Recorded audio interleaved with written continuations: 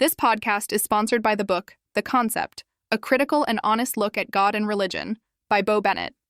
Challenge your beliefs and explore faith through science and reason. Discover more at godtheconcept.com.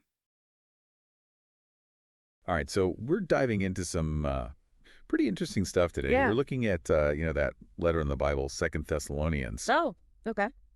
but from a little bit of a skeptical viewpoint, I guess you could say. Interesting. So we're taking a look at this excerpt. It's called Biblical Skepticism, Unpacking Second Thessalonians. Got it. And I think what's really cool about this, even if you're not, super religious person, this is going to be relevant because it really gets into some fundamental things. Yeah, for sure. About authority, prophecy, how we view the world, things we all kind of grapple with. Absolutely. I mean, these are themes that resonate throughout history. Yeah. And they're still relevant for us today, right? Like, Yeah. Who do we trust? How do we make sense of what people are saying about the future? Right, exactly. And what does it even mean to live a good life? These are all questions that we're still wrestling with. Totally. Yeah. And I think one of the first things that kind of jumped out at me from this excerpt was that, they were talking about how some scholars actually doubt that Paul wrote Second Thessalonians. Oh. They're like, well, the style's a little different from his other letters and things like that. Yeah, it's like finding a letter signed Shakespeare, but it's written like Jane Austen or something. Right, exactly. And that raises a huge question, right? If Paul didn't write it, does that change its authority, especially for people who believe that the Bible is the Word of God? I know, totally. And it makes you wonder, well, if it wasn't Paul, then who was it?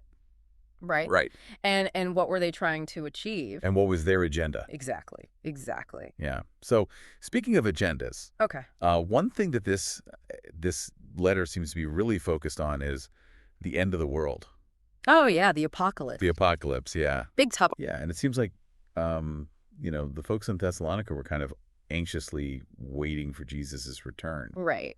Like they're worried they'd missed it or something. Yeah, maybe they were a little late to the party, or they thought they were going to be late to the party. Right. And so this letter is trying to reassure them. Okay. And it even describes this figure, this man of lawlessness, who's supposed to appear before Jesus comes back. Interesting. It's like, don't worry, you'll know it's the end when you see this guy. Right, like a pre-apocalypse in Exactly. Yeah, but then of course, Yeah. that didn't exactly happen as predicted. Yeah, no kidding. So what does that mean for us today? Like, how do we deal with prophecies or predictions that don't come true? And what does that say about, faith and belief? Right, exactly. And it's not just, religious prophecies, right?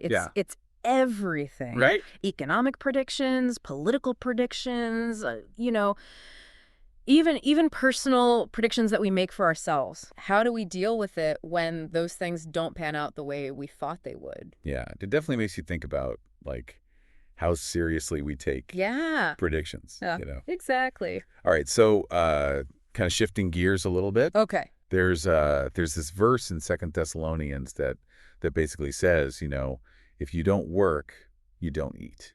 Oh, yeah, I've heard that one. And that sounds a little harsh to modern ears. It does.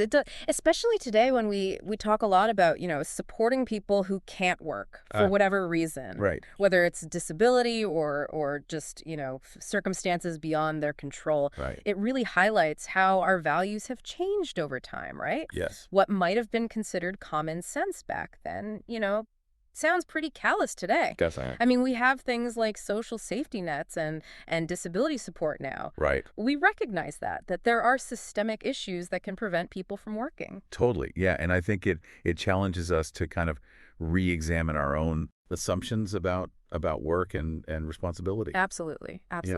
Yeah. And another thing that really stood out to me in this letter was how much it emphasizes enduring persecution.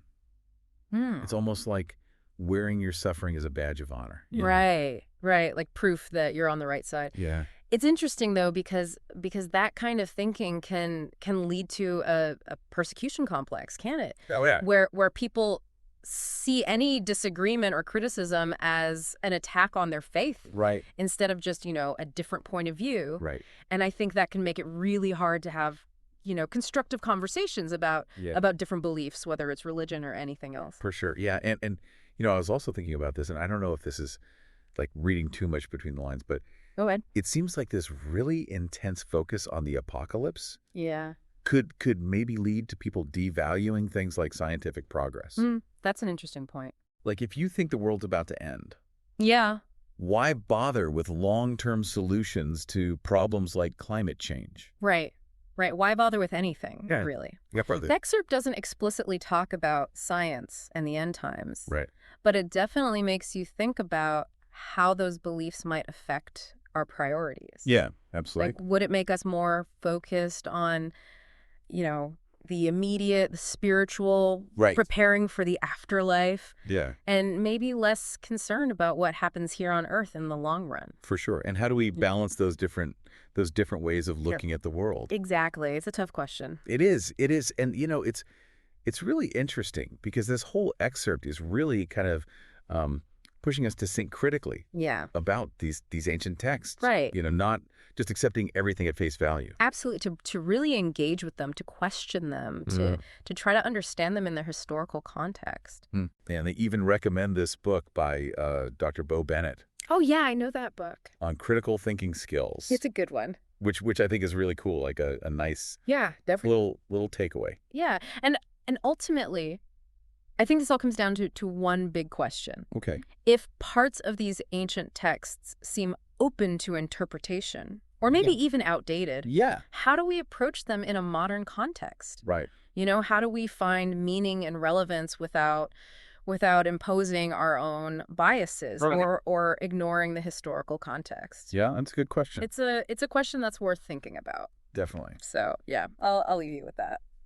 All right. Well, thanks so much. This has been really thought-provoking. Yeah, my pleasure. And yeah, we'll see you next time. Sounds good.